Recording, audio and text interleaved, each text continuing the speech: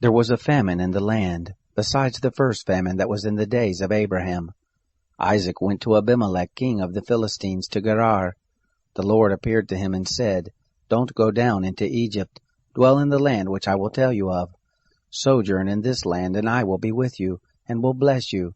For to you and to your seed I will give all these lands, and I will establish the oath which I swore to Abraham your father.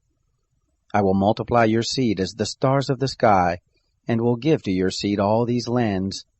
In your seed will all the nations of the earth be blessed, because Abraham obeyed my voice, and kept my charge, my commandments, my statutes, and my laws.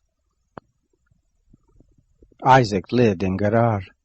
The men of the place asked him about his wife. He said, She is my sister, for he was afraid to say my wife, lest he thought the men of the place might kill me for Rebekah, because she was beautiful to look on. It happened, when he had been there for a long time, that Abimelech king of the Philistines looked out a window, and saw, and behold, Isaac was caressing Rebekah his wife. Abimelech called Isaac and said, Behold, surely she is your wife. Why did you say, She is my sister? Isaac said to him, Because I said, Lest I die because of her. Abimelech said, What is this you have done to us? One of the people might easily have lain with your wife, and you would have brought guilt on us. Abimelech charged all the people, saying, He who touches this man or his wife will surely be put to death. Isaac sowed in that land, and reaped in the same year 100 times what he planted. The Lord blessed him. The man grew great, and grew more and more, until he became very great. He had possessions of flocks, possessions of herds, and a great household. The Philistines envied him. Now all the wells which his father's servant had dug in the days of Abraham his father, the Philistines had stopped and filled with earth. Abimelech said to Isaac, Go from us, for you are much mightier than we. Isaac departed from there, and camped in the valley of Gerar, and lived there. Isaac dug again the wells of water, which they had dug in the days of Abraham his father, for the Philistines had stopped them after the death of Abraham. He called their names after the names by which his father had called them. Isaac's servants dug in the valley, and found there a well of springing water. The herdsmen of Gerar argued with Isaac's herdmen, saying, The water is ours. He called the name of the well Esek, because they contended with him. They dug another well, and they argued over that also. He called the name of it Sitnah. He left that place and dug another well. They didn't argue over that one. He called it Rehoboth.